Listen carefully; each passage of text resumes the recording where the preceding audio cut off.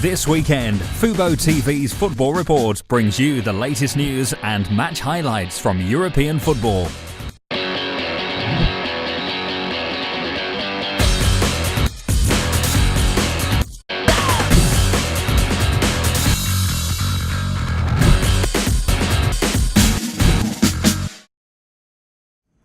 We are not playing good, but we are already fourth in the table. What is coming when we are playing well? 90 minutes, 90 minutes, because we have played a very good 45 minutes already, and sometimes 50 or 60, but we have to do it 90 minutes. But that needs time. I'm sorry to say it again, but you have seen it today also. Louis van Gaal has been in and said that David Hay was the difference between the two teams. Is that something you would agree with? Yes, of course. Because at the end of the game, at the end of the first half, he stopped a penalty. So that was good. He did it very well, and in the last 15 minutes, 3 shoots outside the box is always difficult because a lot of players are in front of him, so his view is not always good. But when you stop that kind of shoots, then you are very good, and you have saved us. And that I have said to him. And it is always good that a goalkeeper has such games. So it shall improve his confidence also.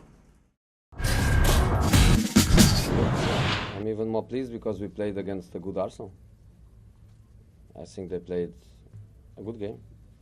They gave us a difficult game, and we could deal with it without problems, which is fantastic. We were ready for them to have the ball because they like the ball, and we were ready for that. We compact the lines, we control Ozil and Alexis coming inside. We always put pressure on Flamini, Wilshere. We played very well. Defensively, we played very, very well. And when we are 1-0 up, I think in this moment the game is in the pocket, almost. We control, we were always dangerous in counter-attack. And I think we deserve the victory. What's happened between you and Arsenal? About you and Arsenal on the touchline. How did it start, and why did it become so heated? There are 2 technical areas, one for me, one for him. He was coming to my technical area, and he was not coming for the right reasons. He was not coming to give some tactical instructions or something. He was coming to press the referee to give red cards, and I didn't like that. But I think Jonathan Moss did a fantastic job there, and no more story. Bueno, primero los clásicos en todas las partes del mundo. Well, first and foremost, any derby in any part of the world always offers something very special. It doesn't matter if it's a competitive match or a friendly. Brazil versus Argentina is not just a huge rivalry, but also a chance to see some of the highest level of international football. We're going to take the game very seriously, because it's still a Clásico. There'll be a lot of individual talent on show, and obviously Neymar is one of the footballers that comes most to mind. What he is doing right now in Barcelona is exactly what he does best. He has now had more than a year to get to know the city, the club. He has come across the positives and the negatives, and this will help him in the end. He is doing really well. He's one of the world's best attackers. Lionel Messi and Neymar have a great understanding on the pitch, and they play very well together. You see that a lot when they have these naturally gifted players who play with heart and feeling. Both Neymar and Messi have the ability to accomplish great things.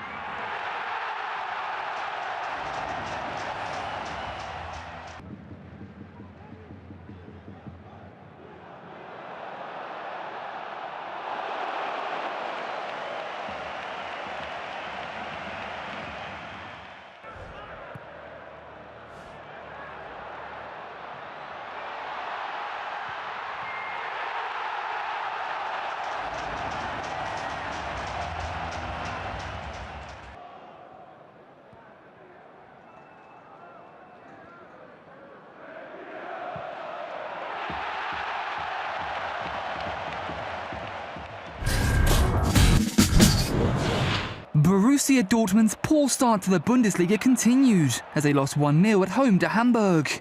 Pierre-Michel Lasogga scored the winning goal in the 35th minute after an Adrian Ramos mistake. The shock loss sees Dortmund drop to 13th, 10 points behind leaders Bayern Munich after only 7 games. Another side scratching for consistency is Schalke. Jens Keller's side were beaten by Hoffenheim a week after defeating Bayvar Bay in the Riviera derby. Ex-Schalke forward Adam Saloy found the net after Firmino capitalised on a loose ball in midfield. Klaus-Jan Huntelaar's 83rd minute effort wasn't enough to prevent a 2-1 loss.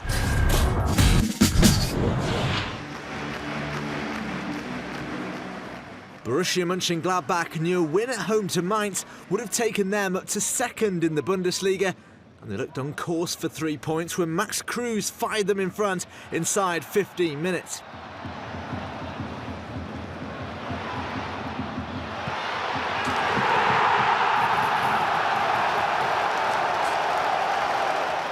A well-controlled finish for his 3rd Bundesliga goal this season. Mainz were given a chance to level soon after through a penalty. What about this for a spot from the referee? Julian Korb, adjudged to have handled in the box.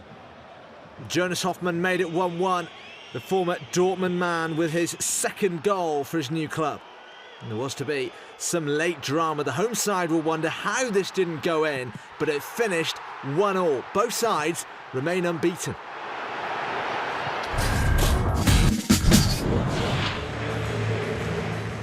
The Dutch champions faced the Dutch cup holders at the Amsterdam Arena on Sunday. Ajax, as ever here, were expecting 3 more points towards their title defence. But they came into this having not beat PEC Zwolle in 3 league and cup games this calendar year. This was the best chance of the first half, which tells you everything you need to know about it. After the break, Zwolle goalkeeper Warner Hahn dealt with this potentially difficult shot that bounced just before it reached him. Shortly after, Kolbein Sigthorsson hit the frame of the goal with this effort.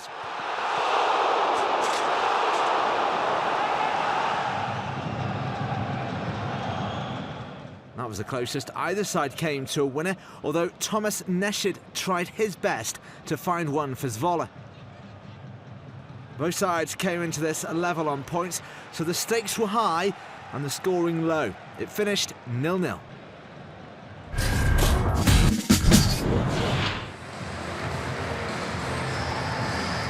Dutch Eredivisie leaders PSV Eindhoven hosted newly promoted Excelsior on Sunday.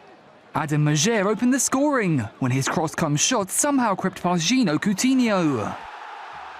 That was a Holland winger's first goal in 4 games. Excelsior was soon made to pay for another defensive mistake. Kevin van Diermen failed to make this tackle, and Jurgen Lecadia unselfishly set up Luciano Narsing for an easy tap-in. In the second half, the visitors pushed up to try and reduce the deficit.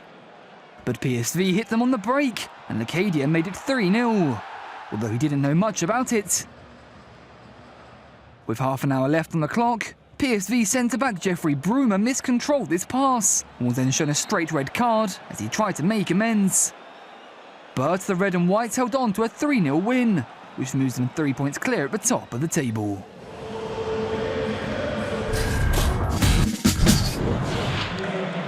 Last season's runners-up Feyenoord came into this match against Groningen having already lost 3 Eredivisie games this year, so they really needed a win in Rotterdam to avoid falling further off the pace.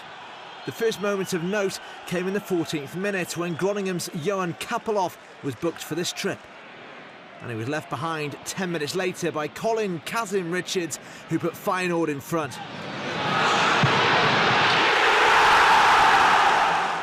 That's the Turkish striker's 3rd goal in 5 league games.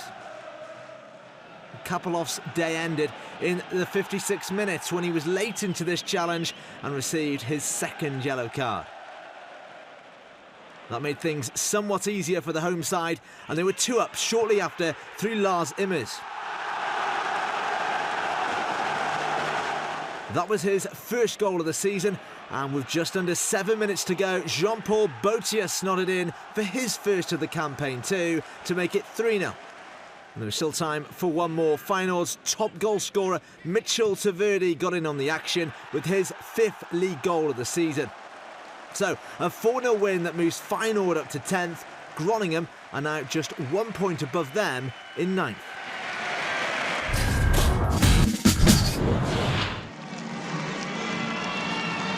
Premier League leaders Dnipropetrovsk took on Ilyachevitz Mariupol in Dnipropetrovsk due to the conflict in eastern Ukraine. Dnipro are 1 point clear at the top of the table, but they made a terrible start today when Douglas was shown a straight red card.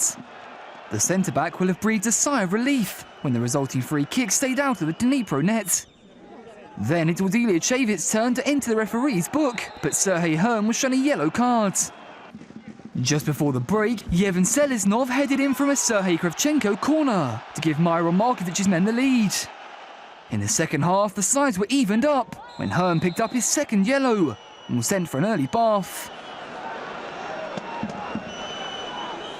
Dnipro ran out 1-0 winners to create a 4-point gap at the division summit. Shakhtar Donetsk can reduce that lead later today.